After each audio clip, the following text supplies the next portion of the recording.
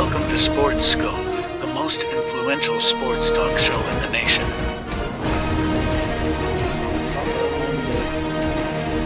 What is today, the 19th? Stay tuned for updates and great sports content. Hello, everybody. Welcome to the Real Sports Scope. I'm your host, Robert Butler, on this 19th day of November. So much to talk about, folks. I don't know if I'll get it all in tonight. I got a great show. I want to talk with you about Bills. Bills snapped the winning streak of the Kansas City Chiefs. I think that's one of the biggest stories in the league right now. Jets fire Joe Douglas, the general manager. Also going to give you my Power 5 and a big win for Pittsburgh on Sunday, folks. So got a lot to get to. Tyson-Paul fight. Hey, we all fell for it. It seemed like it was a total scam, and it was. Got plenty to say about that. Got a good soundbite or two. We'll get into that. But first, let's take our first and only break. I'll be back here momentarily. Going to be a little shorter break this time because I got so much to get into. I'll be back here shortly. We'll hit the ground running here on the Real Sports Scope. Hello, Sports Scope followers. The program has seen tremendous growth since going 5 days a week. I just wanted to thank everybody for your cash contributions and sharing the program with friends and families. Just a reminder, if you want to contribute to the program, go to the Cash App, the cash sign, and Sports Scope. There are other ways to contribute to the program listed at the bottom of the screen.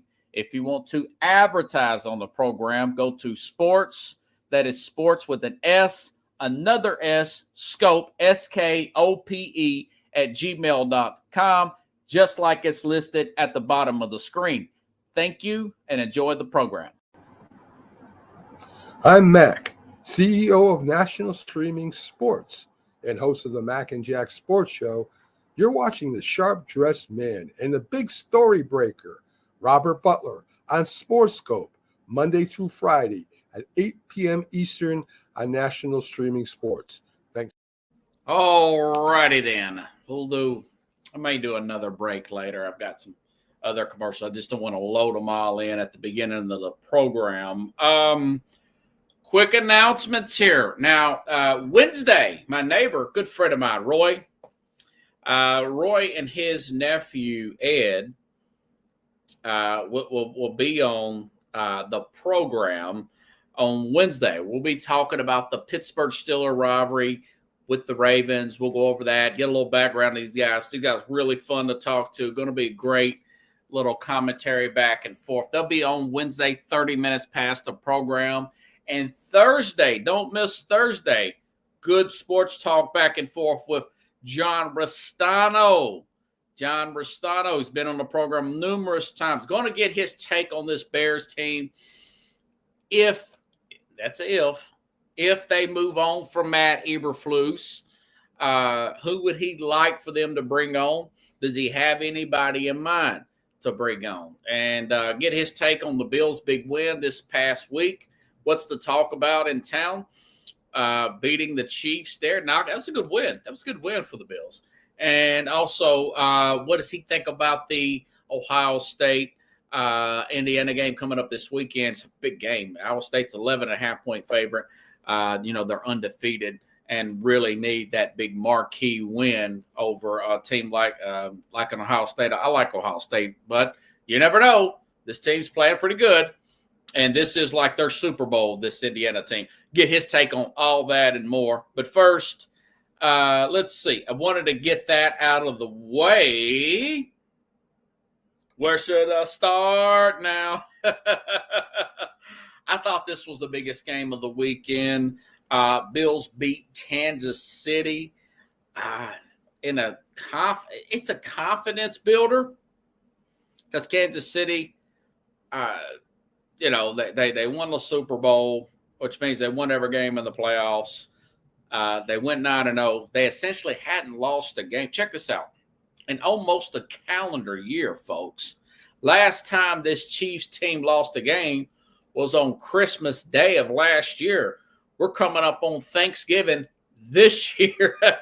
And of course, that was one I had wrong. I thought Kansas City would win this game as well, but they didn't. Josh Allen, I mean, it was a field goal would have put them up 5. He wanted to get the 9 with the touchdown extra point because he knew this team could go right down and get a touchdown towards the end of the fourth quarter. He did not want to leave anything to be anything up for debate. He didn't want to put it on his defense to get the stop. We know how that's turned off in the playoffs. He's 0-3 against this team in the playoffs. Now he's 4-1, and I had to go back and look and see, was there anything different? Was there anything different about this Bills game versus this past January's Bills game against this Chief, and see if there was something different to point out to give Bills fans, hey, this is going to be different this year. Let's see what happens. Okay. That was a 27-24 win. Of course, this was a 9-point game here. This particular sub was at 30-21. Very good win. So let's go over the stat board here. All right. So this is what happened Sunday. All right. This is what happened Sunday in this particular game. All right. Bills did dominate time of possession. They had the edge by 9 minutes. So, and I want to say they got 20 more plays off, 20 more plays, 5.2 yards of play. 19 to be exact, 71-52. So they have a problem getting Josh Allen off of the field. Okay, so you say that's good. That's good. That means that Patrick Mahomes is not on the field. That was Sunday, folks.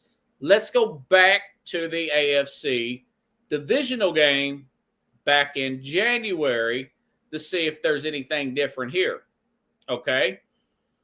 Believe it or not, Bills fans, the Bills had a time of possession edge of 37 minutes to 22 minutes. They had a 78-47 play differential. So the difference was, obviously, it was the big plays in last year's game that cost the Chiefs, that cost the Bills a chance to play for an AFC championship game, which, in my opinion, I know hindsight's 20. They would have probably lost to that Ravens team. Ravens would probably end up getting in the Super Bowl. But, you know, you look at that and you say, okay, they actually played better offensively last year. If you look at the amount of time of possession and everything, than they did this year. Remember last year in the playoffs with the big plays, it was because their entire linebacking core was practically out. And this game, they did not have Matt Milano, which he's supposed to be back. He's in his practice window. He could be back this weekend, possibly next weekend, you know. So it's I guess my point is that it is what it is, you know. I will say this. They did get a little bit more out of their running game, although Josh Allen was the leading rusher again, 12 carries versus 9 for James Cook and 5 for Ray Davis and Ty Johnson. So they you know, you have to study that if you're trying to win. And that other game, they had 39 rushes. And, of course, he was the second leading. So I guess my point is you got to continue to lean on that running game if you're Buffalo. And really, you just got to hope and pray that you got your guys healthy. Now, here's one thing. Here's one caveat.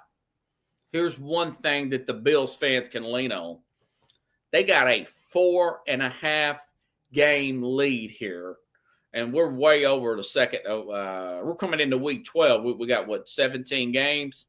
Okay, 18 weeks because you add the bye weeks in there. If you're a Bills fan, this is one thing you can hang your hat on. With that lead, you can rest your starters in week 18. Not unless obviously you're chasing Kansas City for that 1 seed. You want to get that 1 seed so you can get that bye week, and then you could you could win a game without playing a game and risk an injury, So, but if likely, I don't know if that's going to happen or not. Things can happen.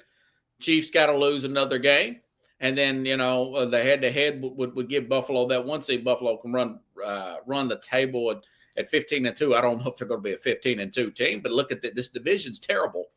We saw the Jets just fired their general manager today. I'll talk about that here in a little bit, but that's what I would be leaning on, possibly resting my starters week 18 and using that as a bye week if I'm Buffalo. As far as Kansas City is concerned, they're going to get Isaiah Pacheco back. I think this is a huge relief for Kansas City. In the back of their mind, Patrick Mahomes said, hey, listen, this wasn't our main goal anyways. It's a pressure builder week after week after week after week. If you're going undefeated like that, like I said before, you really don't want to be the 2007 New England Patriots where you get all the way to the Super Bowl and lose that one. You got a guy like Andy Reid. He loves to teach. He's wanting to lean into something on some of their miscues offensively. Although I think, hey, with Xavier Worthy, DeAndre Hopkins, I think they're still in really good shape. And again, you can use a Kareem Hunt if needed. And now you're going to have Isaiah Pacheco. You got that good 1-2 punch there. This team, there's so many ways that can beat you. And the strategy is like Buffalo. You just got to keep Mahomes off the field. In the last 2 games, they've had the big edge, practically dominated time of possession. They just got to stay healthy. And they've always seemed to have had problems with health. You got to have everything checked out just right to beat this Chiefs team. Chiefs can have injuries everywhere and still find a way to win. But the Bills, that's a different thing. By the way, plus the Bills are plus 107, 106 point differential. Playing really good football right now. Okay. So, good win. Not going to put a lot of weight on it. I just read the stats, not to be Debbie Downer, but I'm a truth teller here, folks. That's what I do. All righty then. Okay. Let's talk Steelers. As I predicted, this week in the top 5 games, I was wrong. I should have stayed with the Chargers. I originally picked the Chargers. Then I changed to Cincinnati. I should have stick with your first instinct. I was wrong about that game. What I was right about this Steeler game, a lot of people picked, including Vegas.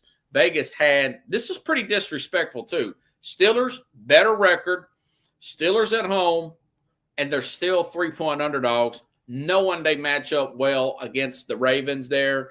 Obviously, they beat the Ravens Sunday as I predicted. Looking at they also had the time of possession edge, although they kicked 6 field goals in that game.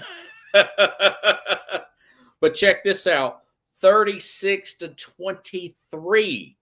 Russell Wilson, yeah, I didn't like that interception in the 4th quarter either. That was awful. But I will say this. I will say this. He makes the throws when he needs to make the throws here.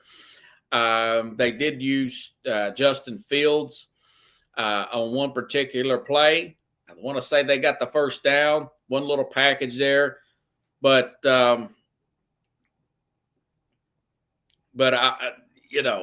listen, the Steelers, they finally got the balance here. They got a 20-play edge on Baltimore. Baltimore, their problem is they just give up too many big plays on the back half of their defense, and Pittsburgh's making them play for. Here's another bad thing about Baltimore right now. They're 7-4. They're going to have to go to L.A. and play this Charger team next week. And then they got to play Philadelphia. This is why I didn't think they was going to go that far this year. Then they have their bye week. So they're in trouble from that perspective. And then, of course, so if you put them at 7-6, as good as they are, best. I want to say they still got the best or second best total offense in the NFL. They can run. They can run the table and be 11-6 after this. They include maybe possibly beating Pittsburgh in a rematch up in Baltimore later on this year. But they do just enough here. And like I said, Wilson didn't even have a touchdown. I mean, they had 6 field goals here. They finally got their right offensive coordinator with Arthur Smith. They're paying Russell Wilson, 1.2. I mean, that's the best deal that you could possibly ever get on a team here. The offensive line, it's not perfect, but it's holding up. It's time and a half better than it was over the previous last few years. Adding a guy like a Mike Williams in there, and of course adding a with the fire move, I knew that he would be immediate success rate because Wilson loves these tight ends here and Smith. So it's all coming together here. This is the best Steeler team, probably, if you're looking at the balance, in my opinion, since the Ben Roethlisberger teams when they actually went to the Super Bowl, so we're talking 10, 12 years, 15. I mean, so this team can win a playoff game. I'm not saying they're going to go too far because they still have some limitations on the offensive side. They've leaned a lot in the defense, And as far as Baltimore is concerned, why does Lamar Jackson, why does he struggle against Pittsburgh? Everybody's got an excuse for this. Listen, he is a highly in tune athlete. He's got 1 loss against the NFC. That's unbelievable. What's he been in the league since 2018? But listen, Pittsburgh, not just the fact that they play, not just the fact that Pittsburgh plays Baltimore twice a year. It's the fact that Pittsburgh, who's got a former Raven on their team, by the way, Patrick Queen, look at the speed they got at linebacker and safety there. They can contain a guy like a Lamar Jackson there. They've got the help up front with the Watt and a Cameron Hayward. They're good front, middle, and back. They're not perfect on the back end. That's somewhat of a weakness right there for them. But you look at that. You look at that speed there. They're almost mirror images of each other. It's why it's such a good game every year. I want to say since 2008, it's been a 1-score game, just about every single game between Baltimore and Pittsburgh. I know that, it may be in Lamar Jackson's head, but if I'm John Harbaugh, I'm saying, guys, let's hang tough. Let's try not to beat ourselves. Defense, let's stay in our lanes here. Let's run the ball. Let's play field position. Lamar, let's not get too pass happy here. Let's make this stuff. Let's simplify this offense as much as we can, and let's just survive to our bye week. It's a late bye week, but again, after that bye week, arrested Derrick Henry for a week, arrested Lamar Jackson, and arrested defense. And I know Roquan Smith got a little banged up the other day. I think this team can still go on a run. They just got to avoid Pittsburgh, and they just got to avoid Kansas City. That's a big if, but maybe they encapsulate each other. Maybe a Charger team knocks out one, and anybody can knock out a Pittsburgh. As much as I was just bragging on Pittsburgh, So it's not the end of the world. It's just a bad matchup. This is a league of matchups, And of course, as far as Lamar Jackson is concerned, he's just got his big paycheck here, this big contract. As he gets towards the end of this contract, he's going to start losing guys. And this is the point where, if I'm him, I would try to find a way to maneuver around and adjust this contract to get some help on that defensive side of the ball and to keep playmakers around him. If I'm Lamar Jackson, I understand this is the way he plays, but he's improved this play. He's not playing as dangerous. I know he runs a lot, but these last 2 years, knock on wood, if you're a Ravens fan, I have a Ravens fan coming in. Ed is my nephew of my neighbor here, Roy, which I've been living this place for 9 years. I know everybody, It's like Cheers around here where everybody knows your name. But, here's something else too.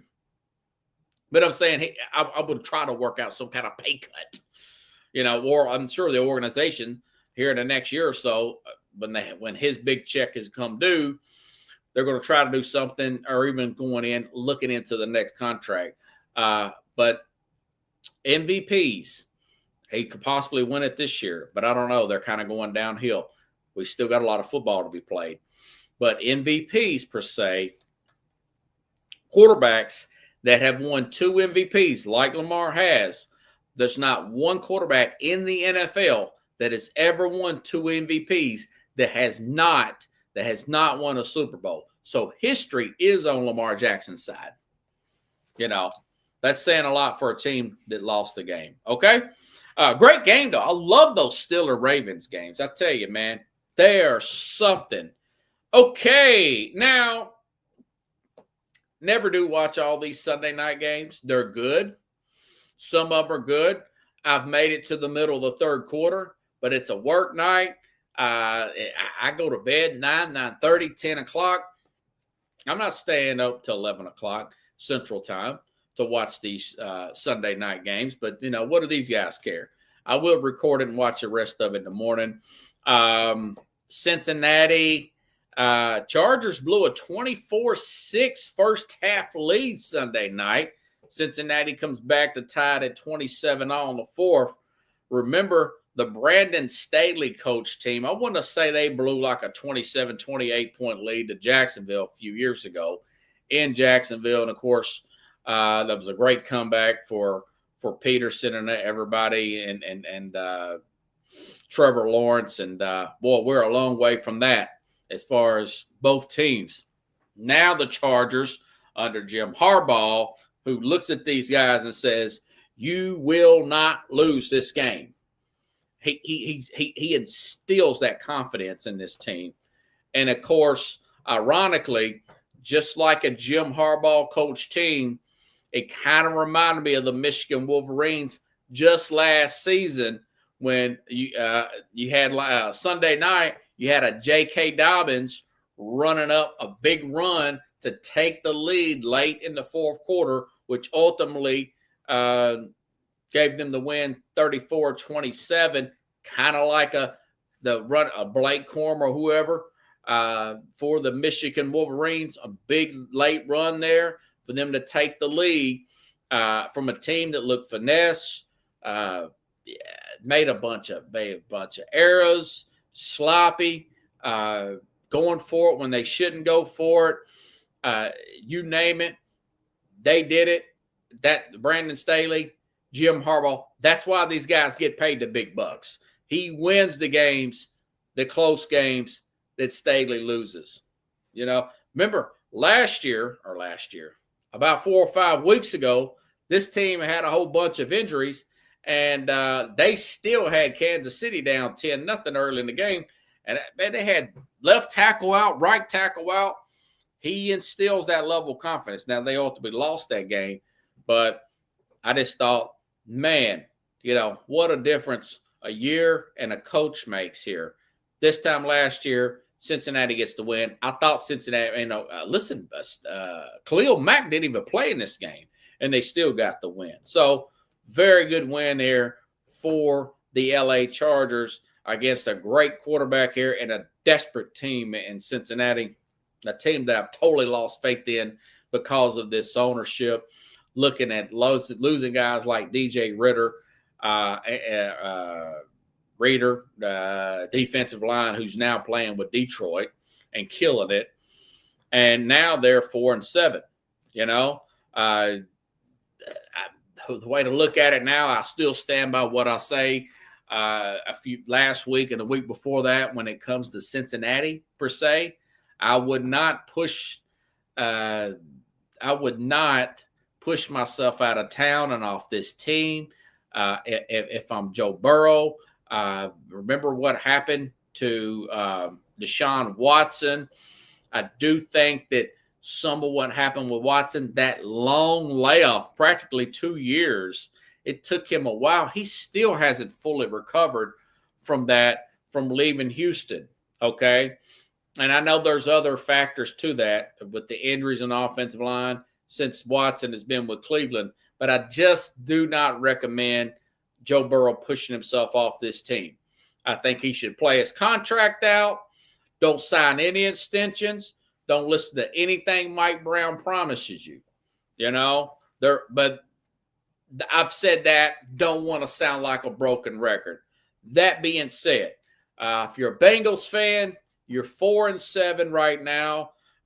You're currently picking 11th in the draft that the season ended today, according to Tankathon website. They're just one game better. Here's some perspective here. They're just one game better than the 3-8 New England Patriot team. You know, a team that I expected to have the first overall pick in the 2025 draft. You know, so only thing I can think of that they can do, they're going to get a pretty high draft pick. They're probably going to pick about 15th to maybe 10th with this terrible defense. They can make a move, get some higher picks, try again next year.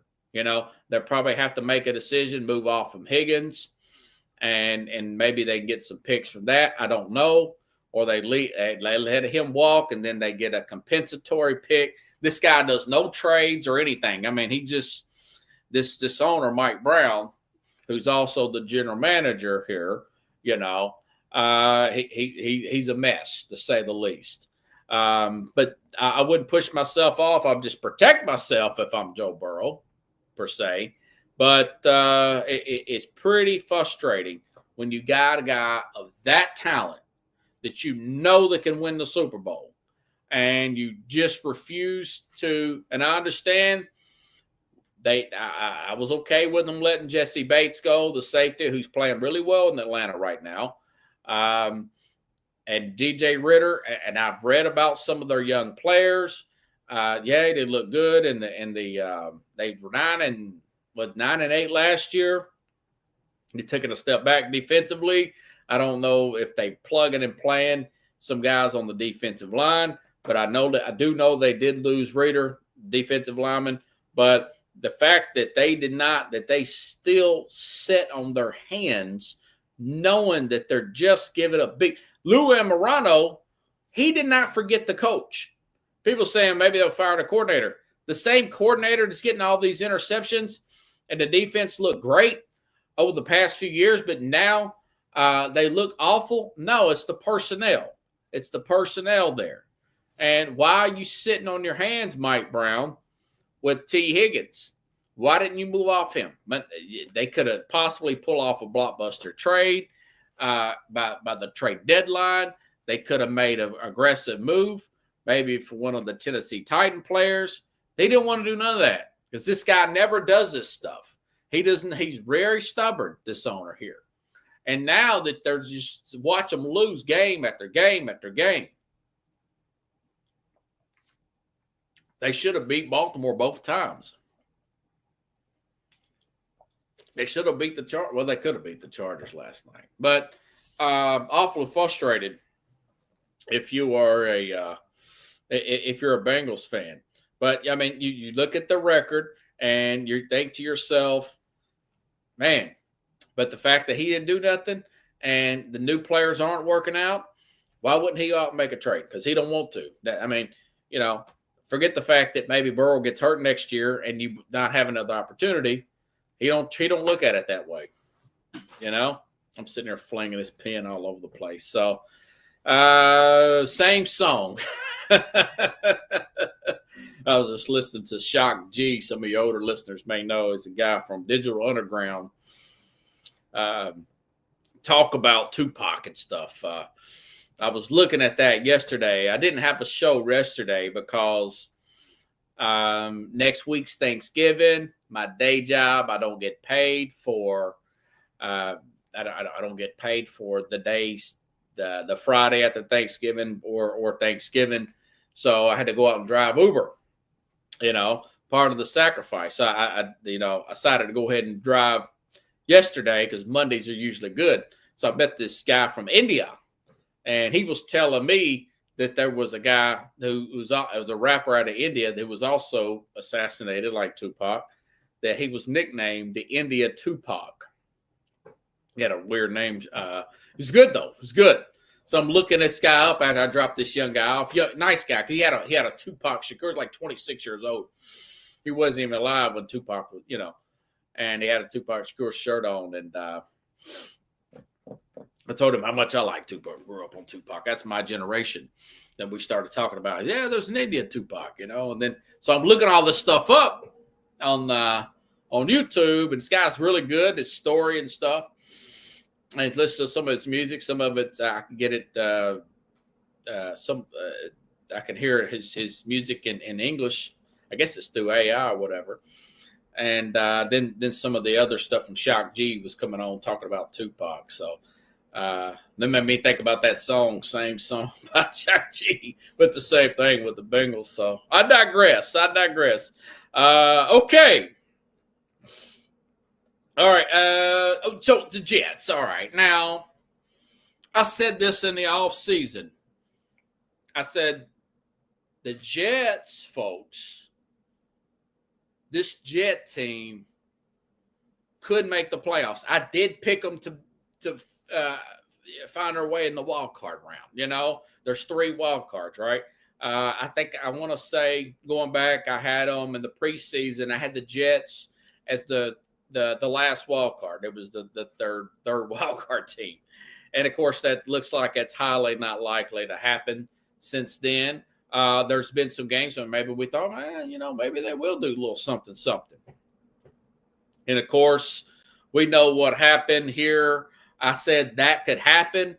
And Woody Johnson, the owner, would get frustrated and blow this thing up anyways, because I knew that Aaron Rodgers, 40-year-old, coming off Achilles surgery, you would see his deterioration there in front of your eye. That's what I said in the offseason. Now, of course, looking at now the fact that they fired Saleh a few weeks ago, now the defense seems to have fallen off. And you look at Joe Douglas getting fired today. Why did I say that Woody Johnson would hit the reboot, which is coming? They've already fired the coach and the general manager. Yes, Joe Douglas did have the offensive rookie of the year and the defensive rookie of the year. Okay. Sauce Gardner, Garrett Wilson. These are some of their hits. Breece Hall, Lajaveri Tucker, Michael Carter, a defensive back. Defensive end, Will McDonald. Offensive line, Joe Tippin looks good. I still think Fashanu is going to be a hit. But he's missed on 2 quarterbacks, folks. And that's what I was telling people. I was driving Uber the other day. I was driving the Titans fan. I was driving people to the Vikings game.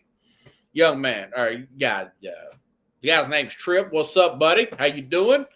That was actually his name. I thought I picked him up. I said, hey, man, Trip. What? I said, am I going to pick up a bunch of people? No, that's my name. Okay. But I said, this team's a quarterback away in Tennessee. Everything looks good. Everything could look good around the team. But if the quarterback's bad, if the quarterback is starting to show his age, if the quarterback's constantly getting injured, if the quarterback just can't play at the level you expect, like a Zach Wilson, everything else falls apart. Look how bad at times the Chiefs were offensively last year. If they didn't have a Patrick Mahomes at quarterback and they had Joe Average at quarterback, even if they had like an Alex Smith, they might not even made the playoffs last year's offense. with a guy like an Alex Smith, a guy who did go to the playoffs one year with an Andy Reid coach team. But so that's what the owner's looking at. Say, okay, we gave him 2 shots at quarterback. He's failed miserably. You know, he's bringing in Devontae Adams. He's bringing it. It's like, and I'm pretty sure, and I'm speculating, but the owner's probably saying, okay, we did everything for Rodgers. You know, we brought in, who was it? We brought in one of his receivers. Then we eventually traded for Devontae Adams. I forgot the other guy's name. But he brought in eventually Devontae Adams, okay, which they had to give some draft capital for that when they needed help elsewhere. You know, we fixed the offensive line, go up and drop Fashanu. We bend over backwards. We brought his offensive coordinator from Green Bay here, even though he was not a good fit as an offensive coordinator, and he's failed. Remember the guys, was it Hackett? He was demoted. Okay? So you start to do all this, and the owner's like, okay, this is Joe Douglas doing this stuff here. You know, it goes back to revolving around the quarterback and then just giving too much into that. And not to mention the fact that they did miss on guys like Micaiah Becton, Denzel Mims, Elijah Moore, Michael Carter, Jeremy Ruckett. I mean, these guys I never heard of. I got this from my 33rd team. They talk about some of the misses here. And, of course, this whole Aaron Rodgers experiment. So, as I said weeks ago, leading up to today, this Nostradamus over here, I said they're probably going to move off Joe Douglas too, and because he can't pick quarterbacks. But if I'm an owner, I'm looking at it, I'm saying, listen, this is not exact science. You get 2, depending on how those 2 players at quarterback play out, maybe 3 shots at quarterback, and that's it. And then I got to move off you because that's the nucleus of the team in the NFL nowadays. You know, this just is what it is. You just cannot win with just overwhelming defense, running game. It's just not the story. You got to have better play out of that position, you know. And it just is what it is. That's the Jets for you. So I seen this coming. They're going to be in running for a quarterback next year. Okay. They got a dead cap coming. They've got some players here. I think Fashanu is going to be a hit there. I do say they got some defensive pieces, maybe because they've got issues at that position. Maybe they can trade up. Maybe they can trade a Sauce Gardner, somebody like that. Maybe a Garrett Wilson, not both, but possibly moving up and getting a higher pick this year if you want to go that route. And I think they probably would.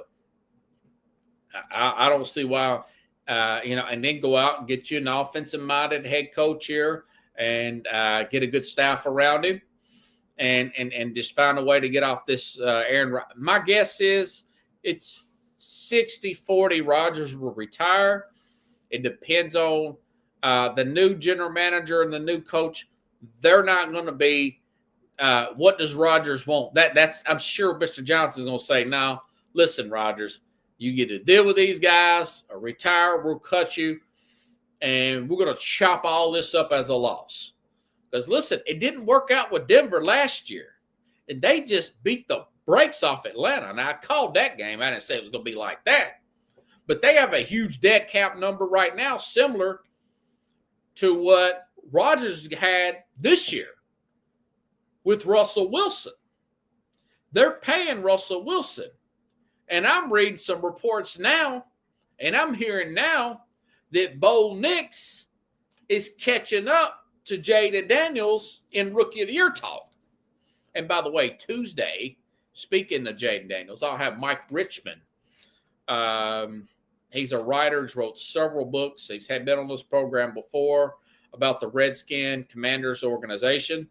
And we're going to talk about that next Tuesday, 1 week from tonight. So make sure and tune in for that. It's going to be a really good one, okay? But my point is, you can get over all this nonsense if you got that quarterback coach combo right. We're seeing it right now. They blew out Atlanta, a playoff team. Yeah, like that coach would say. Jim Moore Sr. Playoffs. Yeah, they blew out Atlanta is currently winning the NFC South right now, you know? And Denver looks really good at times. Now, I know they got destroyed by Baltimore a couple of weeks ago. But my point is, hey, listen, you might hit it right. Everybody's talking about Cam Ward. I was just watching Schroeder Sanders a couple of weeks ago. I had it recorded. I watched him, Texas Tech game. I really like how he held his composure. And, of course, they beat Utah last week. They're, 7-2 now. I picked them to win about 8 games, and they're right at that right now. You know, I didn't think they would beat Utah in the preseason, you know. But going back, it may not be Cam Ward. It may not be Schroeder Sanders. But who's to say a Jalen Monroe might not work out from Alabama? You get the right coach around him. They put the right system around this young man. So that's what Woody Johnson's looking at right now. Hopefully, he doesn't need any knee-jerk reactions. I agree with a lot of stuff Bill Belichick said about him. Look, fire, aim. The definition of insanity is doing the same thing over and expecting a different result. So hopefully he can kind of reflect on his own judgment, Woody Johnson, the owner, and go at it from a different angle this time around, in my opinion. And that being said, yes, Joe Douglas has picked some good players. He'll probably get another opportunity as a general manager somewhere else. Just like the general manager from the Chargers had some good plays, re-signed some. He did some bad extensions there. Joe Telesrio or whatever. Now he's a general manager with the Raiders. He got another opportunity per se. So, anyways. So that's my take on it. I said they're going to have to hit the reboot button. They're going to do it. That's a good transition. The Giants are doing the same thing. They're going to play Tommy DeVito next week instead of Daniels. Instead of Daniel Jones. They're going to play DeVito over Daniel Jones. That's a tank. They can't say it. They're going to reboot.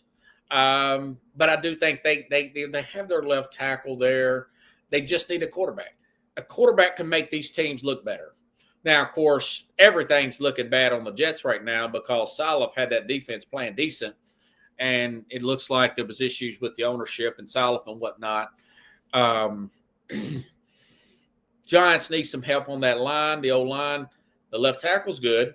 Of course, he got hurt. But they're going to tank. They're going after a quarterback, and the Jets are going after a quarterback. So, it's funny that the Giants. I remember Joe Judge getting really ticked off about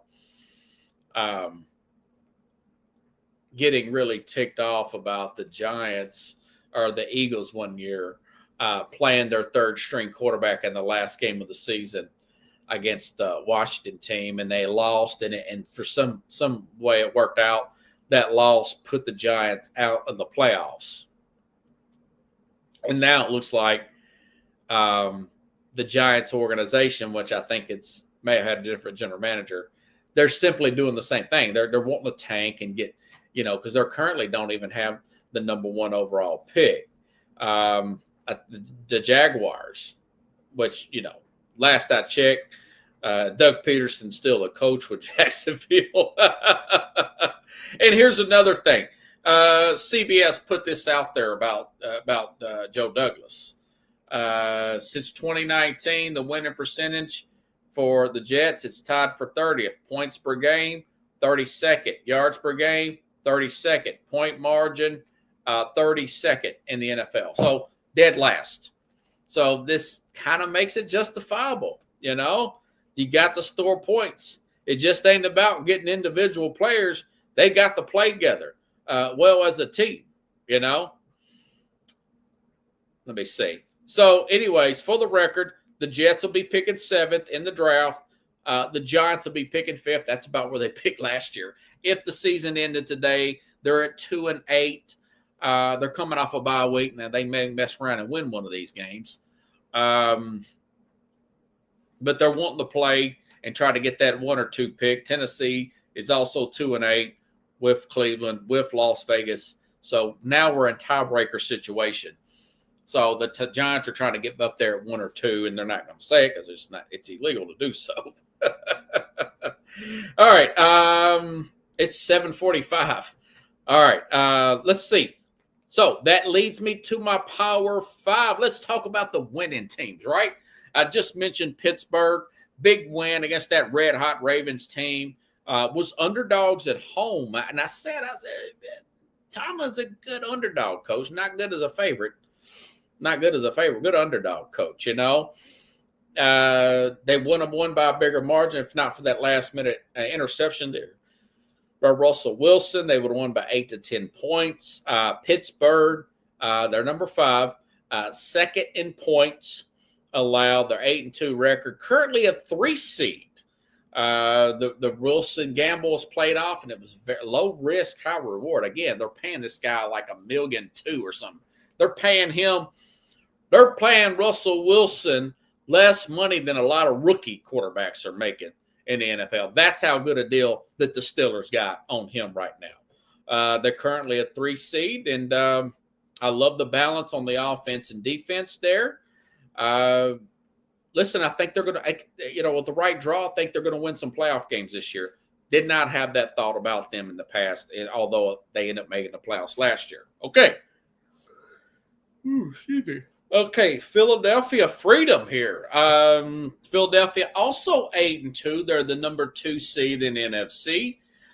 This is the Eagles team that I envision talking about in the preseason. Remember, I had them in the NFC Championship game, losing at Detroit. That's looking pretty good, right? First few weeks, they look a little sloppy, blown some leads, lost some games. They win and they look sloppy. They figure they're at their identity. This is the Jalen Hurts power run. Same thing with Saquon Barkley. Less touchdowns for A.J. Brown. They're not pass happy. That he does struggle with going through multiple reads in the passing game. With Keelan Moore, a big pass-happy offensive coordinator, they kind of found we're a power-running team. We got a good defense. It's constantly improving. By the way, their defense now, I want to say they're number 2 in total defense, if I'm not mistaken. They're getting better by the day. No, wait a minute. They're best now in total yards. So Vic Fangio got that defense playing. Those rookies really fitting in. Second, third-year players out of Georgia starting to click, looking like the players that they drafted. So I've got them at number 4, okay? Okay, number 3, Buffalo. Listen, this is the best record the Bills have had since 1992. They've got a 4.5-game lead. I mentioned that earlier in the AFC East. They can essentially, even if they can't catch Kansas City, we still got quite a few games left, folks. We're coming into week 12. Remember, there's 18 weeks. We got 6 more weeks because we had to be able to get those buys in. We got 6 more weeks of football. A lot of these narratives can change, but this is just a snapshot, right? Buffalo Bills, again, 9-2, best record. I want to say that 106 point differential, I think that's the best in the NFL, if I'm not mistaken. Now, they've had that before and still lost in the playoffs, but just the dreadful Chiefs. And, of course, I know that Cincinnati went up there one year and beat them and embarrassed them a couple years ago as well. But anyways, again, with that 4.5-point game lead, week 18, they could take their own bye week. Once they get Milano back, they got a good shot at a Super Bowl. I said this in the offseason. It'll be addition by subtraction with Stephon Diggs not being on that team. And By the way, they had some, was it Dalton Kincaid was not playing Sunday, and Keon Coleman was not playing Sunday, and they still won. I'm telling you, these big name wide receivers are overrated when you got the quarterback play, right? Okay. So I got them at number 3. I still have Kansas City above them. Kansas City's still the number 1 seed, folks. They're still the number 1 seed in the AFC. All right. They're still top 5 in total defense. They're top 8 in point. Total defense means yards. Still top 8 in points allowed. This week, week 12, they're supposed to get Isaiah Pacheco back at the running back position. By the way, Xavier Worthy scored a touchdown last week. You got that DeAndre Hopkins really working with the young rookie there, helping him out there. Juju Smith-Schuster's back. Juju Smith-Schuster's back there. This team looking really good going forward here. It's hard to just totally write them off right now. They're going to get better with Pacheco back, and look how good Kareem Hunt probably should have got that touchdown. I'd have gave it to him. He cost me a touchdown last week. I played that on any given touchdown. I digress. They're number 2 right now. And, of course, Detroit, folks, I got a new number 1. Detroit at 9-1. You say, why is Detroit the number 1 team? This is the first time in the history of their organization they've been favored to win the Super Bowl. A lot of people laughed at me when I made that prediction back in March. I said, this team is my pick to make it to the Super Bowl. Now I'm thinking maybe they can win the Super Bowl, the Lions. You know, most balanced team out there, top 5 offense, defense. Another 52 points. I mentioned this before. That's a big sign. Multiple blowouts. Big sign of a Super Bowl contender, okay? Woo, I'm getting tight on time. I only took 1 break today. I told you folks I'd have a big show tonight. 52 minutes. Let's talk about that ripoff there. By the way, that I apologize for the whole Netflix thing. Giving this Tyson Jake Paul fight all the attention that I did give it, folks. But my sister, she picked Jake Paul. She's sending me all these text messages Saturday night. I told you he's too old. I told you Jake Paul would beat my. I said, okay. You know, so that's her Saturday. Rewind back Friday night. Like I told you all, I said, don't tune out for Sports Scope, because this fight ain't going to be on till 10 o'clock Central, 10 o'clock, 11 o'clock Central, up until possibly 1 o'clock in the morning Eastern time, right? And that's exactly where it went. They drug it out. And then some of them pre-fight, the undercards was pretty good. The 2 guys and the 2 women, the 2 fights leading up. I didn't watch the other ones. And, of course, we had the lag time problem. But I said, so I really tired, but I drank some coffee, watched the fight, disappointed like you all were. And I went out and drove Uber at like midnight. And I'm tired as I'll get out, and I'm picking these guys up at these bars here in Nashville, Mount Juliet area. And the guy told me he's watching the fight, and he said, man, I couldn't even. He said, why didn't Tyson do his signature uppercut, man? I said, yeah, that's right, sir. He didn't go into him. That's the way I thought Tyson would fight him. He would, because this, 27-58, Tyson had a health scare over the summer. He's not going to box this guy. And this is what I said on this show. He's not going to box him at a distance like that. I didn't think that Tyson would allow that. He'll grab him all the way up to the point where it's going to be illegal. He's going to go in, use a signature uppercut, his roll around style. He's going to go into him, and he's going to either knock him down or possibly win points that way. But if it's a distant fight where there's an arm length like it was, obviously it's going to favor Paul. Well, now comes out these stories about, which if I'd have known this, I would have picked Paul. But according, there's Michael Irvin said this, you couldn't throw uppercuts.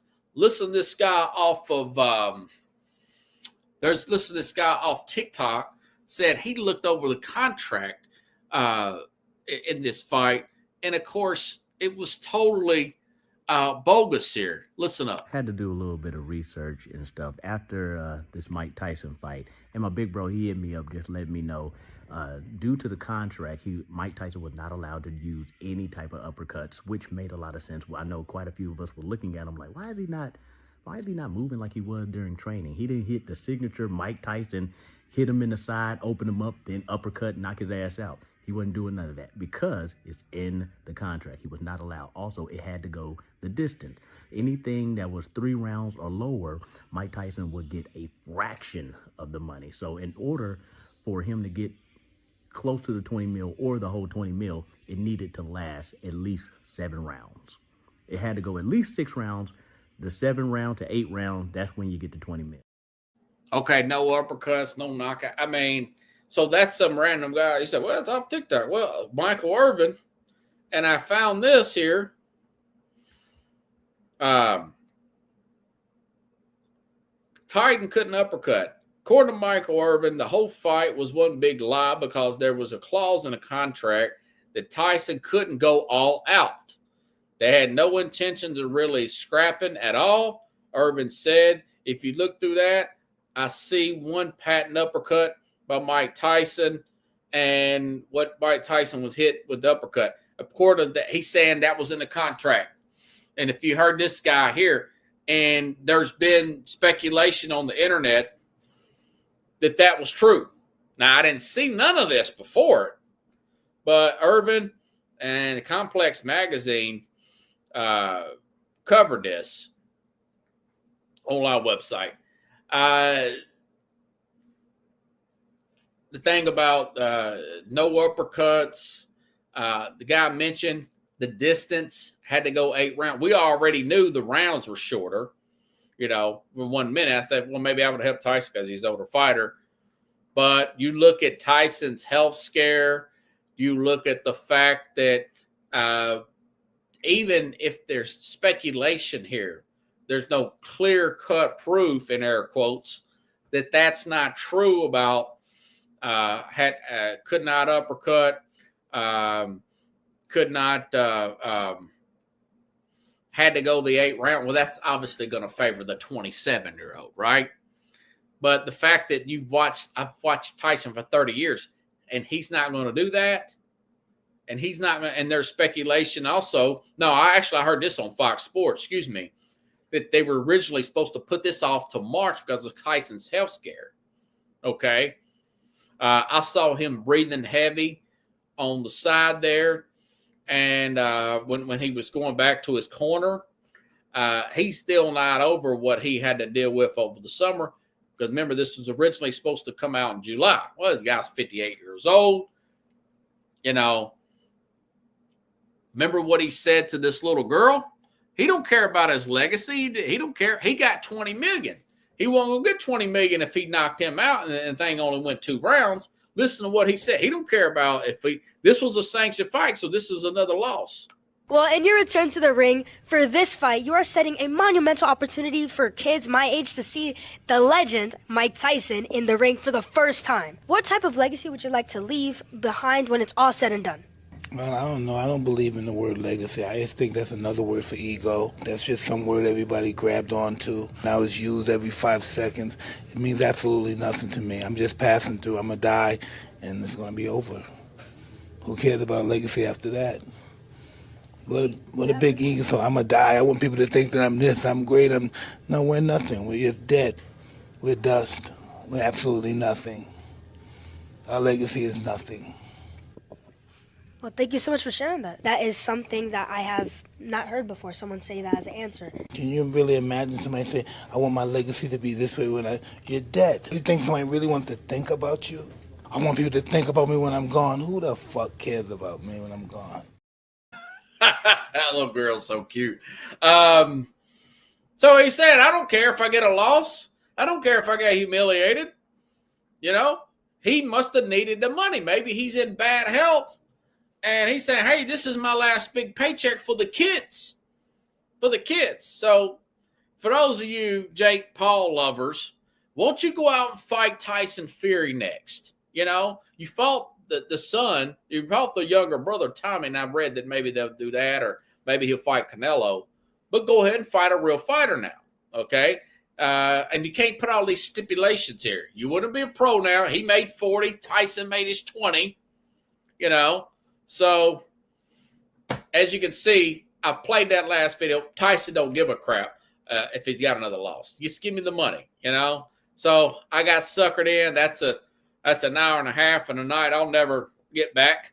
But, hey, 180 million people watched that. Or what was it? Let me say, was it 108 million people, according to Netflix, tuned in at some point to watch this spectacle. Hey, good for them. Good for them. If you like the show, share the show. I'm over. I apologize, folks.